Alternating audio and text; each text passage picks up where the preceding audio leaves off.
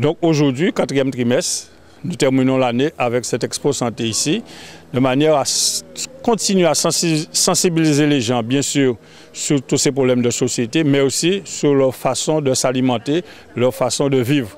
Je suis responsable du département d'éducation à la Ligue Vie et Santé. La manifestation s'appelle Expo Santé. En fait, ça n'a rien d'une exposition. Expo Santé est en fait un parcours de prévention. Il est jumelé avec un village santé pour donner davantage d'intérêt à notre manifestation. C'est pour cela que nous avons eu plusieurs exposants, plusieurs partenaires avec nous.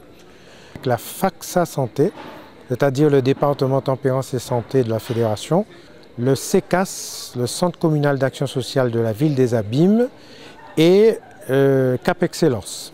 C'est un concept où nous proposons aux visiteurs de faire un parcours de prévention. Nous voulons le sensibiliser sur 8 domaines particuliers.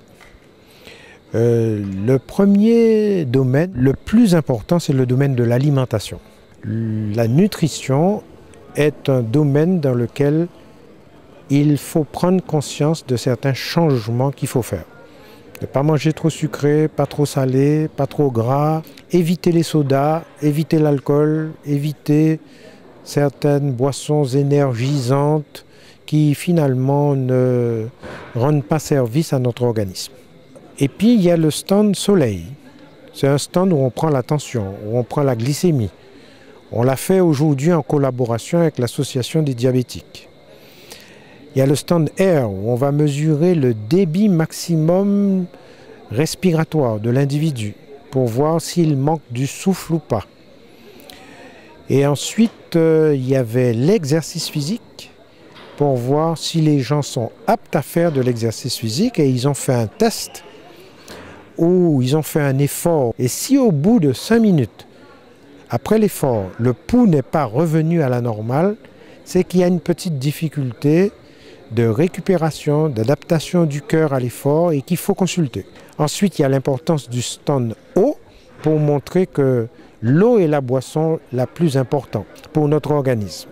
Puis après, ils vont aller au stand repos où on va leur parler des heures de sommeil, du repos, de manière journalière, hebdomadaire, dans l'année. Ensuite, on va passer au stand tempérance. On attire l'attention du visiteur sur le fait de ne pas être dépendant ni d'alcool, de tabac ou de drogue, mais ni de sucre, de certaines choses qui peuvent être bonnes pour la santé et qu'il faut consommer avec modération. Ensuite, nous avons 2 tests au stand informatique. Le test va dire que soit on fait plus vieux que son âge, soit on fait plus jeune que son âge. Puis un deuxième test sur le profil de risque coronarien. Le logiciel va intégrer ces données de telle manière de dire attention, si vous continuez d'une certaine manière, il peut y avoir un risque de crise cardiaque. Et nous passons et nous terminons au stand confiance, où avec des médecins, des psychologues, des diplômés en relations d'aide, on fait le point sur tout ce parcours avec le résultat des gens et on leur prodigue des conseils, on les encourage. Certains résultats peuvent paraître décourageants, mais avec Expo Santé, rien n'est décourageant. En tant que médecin généraliste, j'étais ravi de participer à cette expérience d'Expo Santé au niveau du stand de confiance. Et c'est vrai que dans ce stand, parfois certaines personnes sont un peu affolées et notre travail, c'est de les rassurer et de leur donner des pistes pour qu'ils puissent prendre en main leur santé et pour qu'ils aient un avenir, en tout cas sur le plan santé, meilleur. Avec les partenaires qui sont dans le village, quand ils sortent, après être passés au stand évaluation, parce qu'ils vont remplir un sondage pour nous dire comment ils ont vécu ce parcours. Oui, bonjour Marie-Cécile. Je viens de faire un parcours santé extraordinaire. C'est la deuxième fois que je viens à ce parcours. J'y étais venue déjà il y a quelques années au CREPS et cette année je suis venue voir si mon état de santé s'était amélioré. Si je dois dresser un bilan de cette journée, c'est une très bonne journée et à mon avis tout le monde devrait venir participer à ces genres de journées parce que ça nous permet d'avoir des renseignements sur notre santé, sur l'état de notre santé. Surtout dans ces moments où nous vivons, où la nourriture n'est pas bonne du tout. Je tenais à y être à l'Expo Santé pour savoir quel est le style de vie, qu'est-ce qui se passe au niveau de la santé, savoir plus de choses. Le parcours était très intéressant, l'accueil aussi.